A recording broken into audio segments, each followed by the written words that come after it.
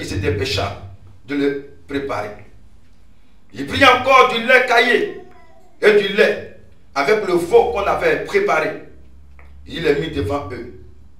Ils étaient lui-même à leur côté, sous l'arbre, et ils mangèrent.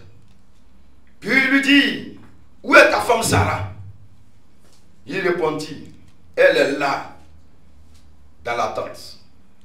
L'un dit, je reviendrai vers toi à la même époque. Amen. Et ta femme Sarah aura un fils. Amen. Sarah écoutait à l'entrée de la tente derrière lui. Amen. Amen. Que Dieu nous bénisse. Amen. Rien n'est tard. Si tu comprends la fidélité de Dieu, si tu te disposes à la fidélité de Dieu, rien n'est tard. Alléluia. Amen. Mes frères bien-aimés, la Bible nous parle ici d'un homme qui a marqué l'histoire de la Bible. La Bible appelle même le père de la foi. Parce qu'il a manifesté une grande foi en Dieu. Et la Bible dit pour nous-mêmes qui sommes un fils de Dieu par la foi en Jésus-Christ, la Bible dit Dieu fait de nous aussi les fils d'Abraham. À cause de quoi? À cause de la foi. Abraham a marché avec Dieu par la foi. La Bible de cet homme, quand Dieu s'est révélé à lui, Dieu lui a dit, pour la première fois, Abraham. À ce moment, Dieu n'avait pas encore donné ce nom Abraham. Il s'appelait Abraham. Et Dieu lui dit, Abraham, tu vas quitter ta famille. Tu vas quitter ton pays. Tu vas quitter ta patrie. Et moi, je te montre le pays que tu dois posséder. Alléluia. Amen. Et Dieu lui donne beaucoup d'autres paroles. Je rendrai ton nom grand.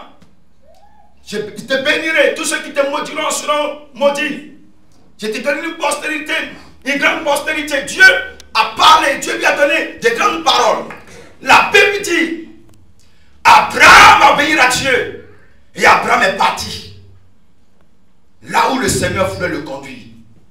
Mes frères bien-aimés, c'est par la foi qu'il a tout quitté. C'est par la foi qu'il a tout quitté. C'est par la foi qu'il a quitté sa famille. C'est par la foi qu'il a quitté sa nation. C'est par la foi qu'il a quitté son pays. Frère, quand tu quittes ton pays, tu quittes ta famille pour prendre une autre direction, il faut quitter par la foi. Amen. Je crois que si tu es ici dans cette nation, c'est parce que quelque part, tu crois en quelque chose. Amen. Alléluia. Amen. Tu ne crois pas que tu as quitté ta famille, tu as quitté ton pays pour venir échouer dans le chemin. Amen. Je ne crois pas cela.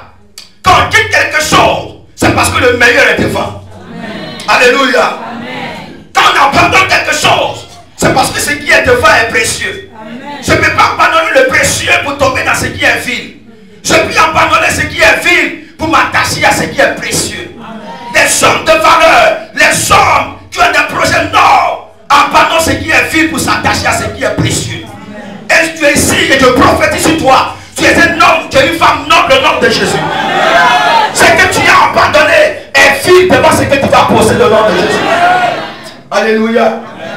Et la Bible dit, Abraham a marché avec Dieu. Et Dieu ne l'a pas trahi en chemin. Dieu l'a béni. Dieu était avec lui. La Bible dit, Dieu a fait de lui le vainqueur des rois. Alléluia. Alléluia. Amen. Amen. Mais il y a une promesse que Dieu lui a faite concernant sa postérité. Cette promesse ne s'était pas encore accomplie. Et dans le chemin, dans tout ce que Dieu a fait pour lui, il a dit à Dieu, Seigneur, donc c'est mon serviteur qui est dans ma maison, qui sera mon héritier alors. Parce que tout ce que tu m'as donné beaucoup de choses, mais dans ma maison, il n'y a pas d'héritier. Et Dieu lui dit, Abraham, ce n'est pas ton serviteur qui sera ton héritier. Moi, l'Éternel, je te donne un fils. Tu auras une grande postérité. Dieu lui dit, est-ce que tu peux sortir un peu pour regarder au dehors? Alors il regarde, Dieu dit, est-ce que tu vois les étoiles du ciel? Il regarde, Dieu lui dit, tel que les étoiles du ciel sont, de telle manière sera ta postérité. Amen. Alléluia. Amen. Alléluia. Amen. Mais quand Dieu a parlé de sa postérité nombreuse, mais Abraham était sans enfant. Jusqu'à Dieu a changé son nom. Dieu a changé le nom de son épouse. Sarah. Sarai est devenue Sarah. Abraham est devenu Abraham. Amen. Alléluia. Amen. Vous savez, quand tu rentres dans une certaine relation avec le Seigneur, Dieu commence à changer ton nom. Amen. Alléluia. Amen. Là où les gens t'appellent la femme qui a peur, Dieu dit que tu es la femme courageuse. Amen. Là où les gens disent voici l'homme d'échec, Dieu dit voici l'homme de la réussite.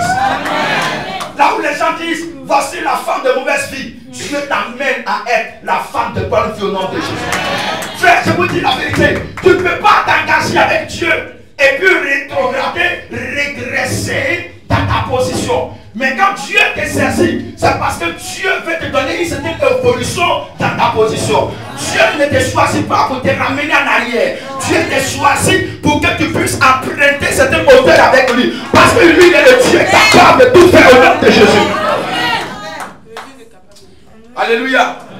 Il est le Dieu capable de tout faire dans ton histoire.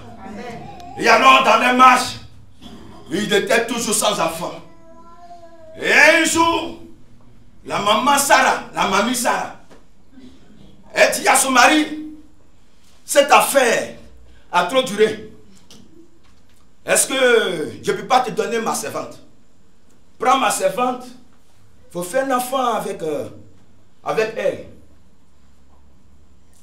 Le vieux père Abraham, bon, il n'a pas trouvé ça comme un problème. Et il a fait un enfant avec la servante. Mais depuis qu'il y a l'enfant dans la maison, Sarah n'avait plus la paix. Et la maison est devenue une maison de dispute. Vous allez voir, quand vous allez lire Genèse, vous allez voir combien de fois il y a eu des tensions dans la maison d'Abraham. Il y a eu des tensions dans la maison. Et pendant tout ce temps, le fils promis par Dieu n'était pas encore venu. Il y avait des tensions sur la tente d'Abraham. Mais la Bible dit, dans le passage que nous venons de lire, la Bible dit, l'Éternel apparut à Abraham parmi les chaînes de Mamré. C'est à cela qu'aujourd'hui je vais te dire que il faut te disposer à la fidélité de Dieu. Amen. Alléluia. Amen.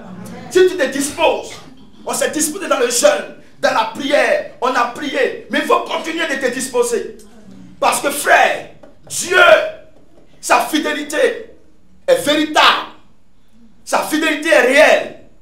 Dieu est fidèle en lui-même. Dieu est fidèle en lui-même. C'est ce que la parole de Dieu nous dit dans 2 Timothée 2, verset 13. Que Dieu est fidèle.